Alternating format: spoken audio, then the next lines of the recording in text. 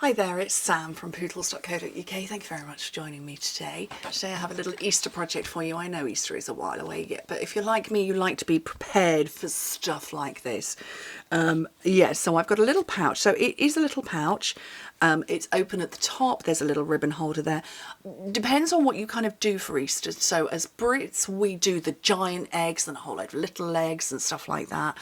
But I know that the big eggs is not a thing outside, or in many countries it's just the small eggs. And so I know that some families like to give gift vouchers or money. So this is for you guys. So obviously, if you don't want to give money for Easter, you could hold this project and use it as a way to give a gift card another time.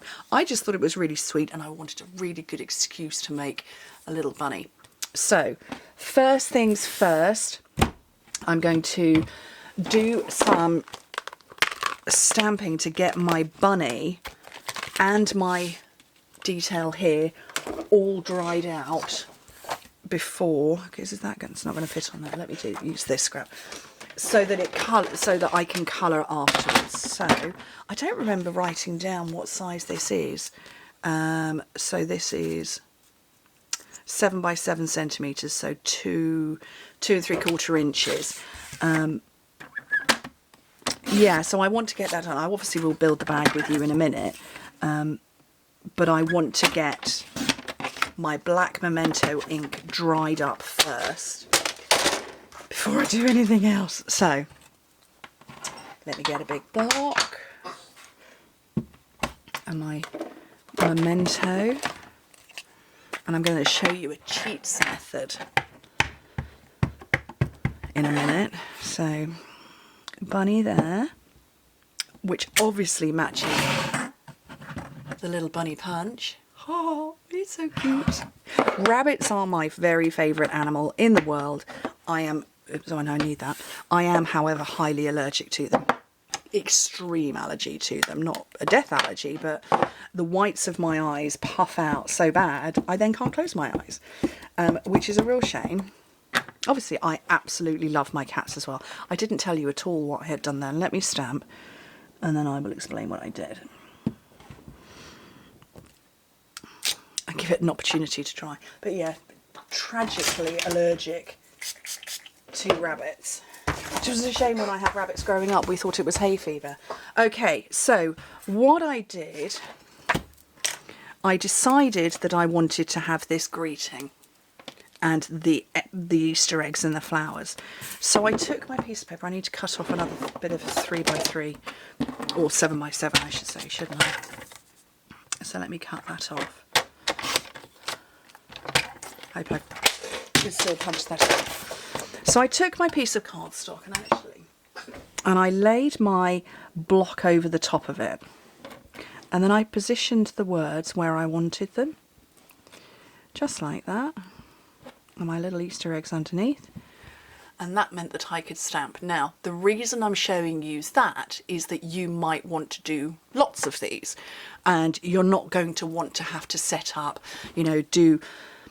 I don't know, maybe you're doing 10 of them for people, or 30 for a class of children. You're not going to do 30 Happy Easters and then 30 sets of eggs and then 30 sets of flowers. This is a time saver. That's why I've done it.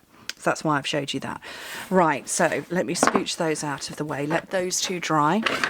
Scooch everything else out. Right, it's a piece of 6 by 6 paper, 15 by 15 centimetres. This is the Dandy Designs, which I'm a little bit addicted to right now, which is currently free during celebration. So €120 spent, £90 spent, and you can get this massive wodge of paper for free. Okay, so I want my chevrons going the same way up as I've done my original. There's no scoring. We're just going to gently fold to get an overlap. Now, I can see at my angle I've got an overlap of about 1 centimetre, maybe a half, 3/4 of an inch. Once I've got the overlap, then I can burnish, and I'll just show you. So there's my overlap there. Nothing sciencey at all. And the same at the bottom, just bend it up. How simple is that? Okay, so when you open it out, you've got the bottom, the gusset and everything done. So I'm going to take away that section and that one with a rubbish pair of scissors. Let's get the new ones. Ooh. And mitre that bit there. And I'm going to do the same over here.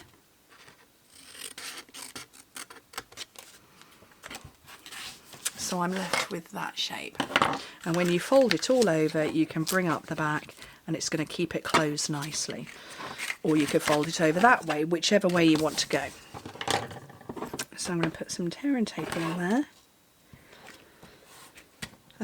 Like I say, I designed this with the idea in mind for people who are making perhaps lots of these. So that's why I didn't want to make it with a scoring tool or, you know, anything like that. I just wanted to make it simple for you because, you know, part of my job is to teach you how to make gorgeous projects, but also to save you time. Fold that up, and that is my little pouch made. So you can see it open now. Now, I've brought out this one. It's not called the Detailed Trio, it's called the something trio. I can't remember, but it's got the ribbon slot here. There is a ribbon slot on another punch. This one here, but it's a little bit more difficult to, you know, be accurate as to where you're punching. So I like this one. And you've got, I call them butt bars, so you butt up to these bits here and you can't go any further. So you just need to make sure that you're, you know, kind of in the middle. Press down, and that's your little ribbon holder that's not in the middle at all. We'll pretend it is. Okay, leave that for a little longer to dry. I'm going to get my bit of ribbon. And so, like I say, you'd put your money in there or your gift card or a particularly skinny bar of chocolate. There are some really thin bars of chocolate out there. They tend to be the own brand stuff, but I did notice them in the supermarket the other day. I was like, oh gosh, they're thin bars of chocolate. There we go. So that's on there. Let me just neaten those up a bit. Oh, new scissors are so good to cut with. Haven't been trashed by glue. Okay.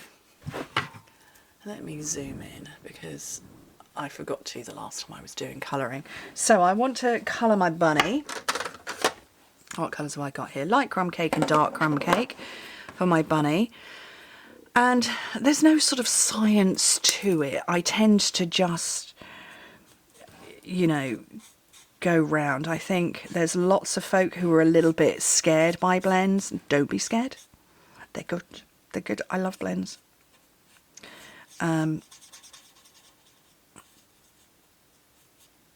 Just, yeah. So go around your outer area and then with the light kind of scribble over the top of it, and you're kind of almost moving the ink about. Is it natural shading where a bunny would be? Arguably not. But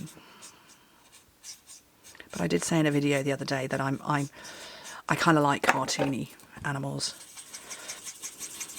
And I'm just sort of going round in the same circular motion as the bunny's body is, all oval, to get the blend on. And you can come back in afterwards if you want. I'm going to do a little bit around the head and that little twitchy nose.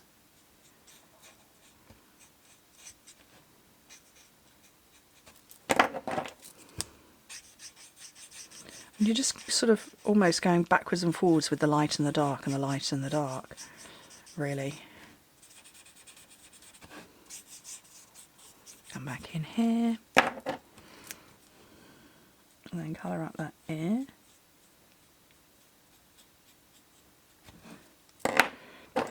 Maybe a little bit more dark there, a little bit more dark here.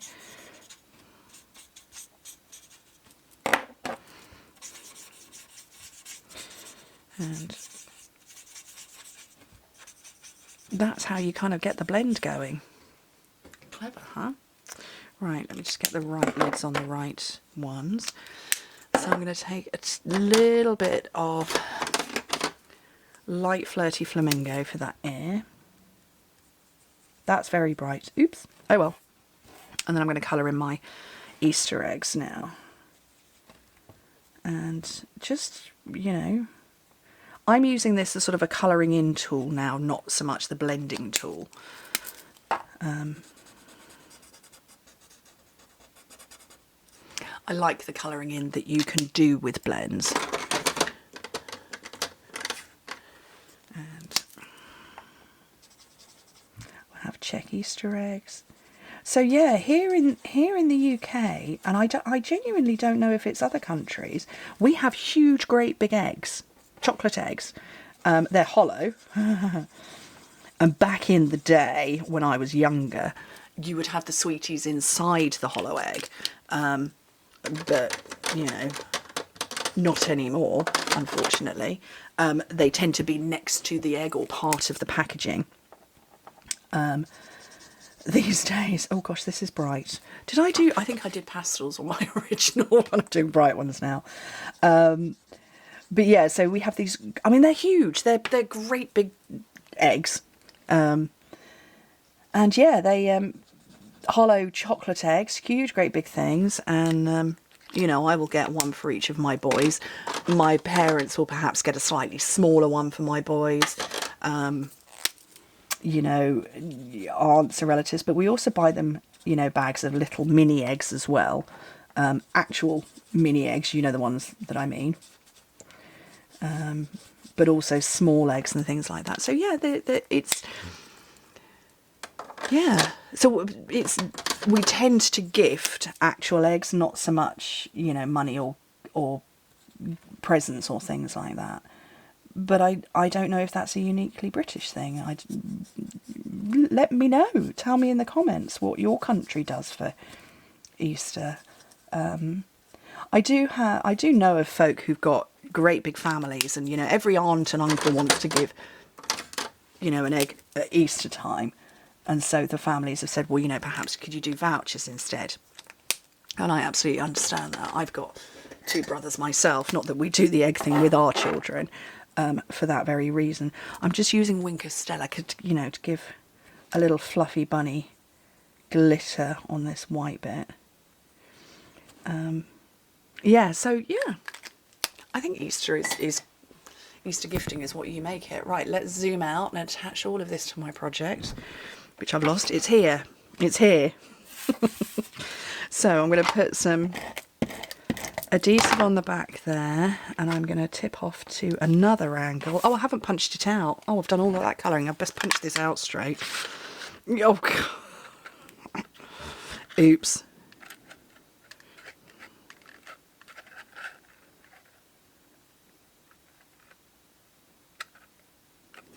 There we go. Yeah, so if, you know, gifting money or gift vouchers,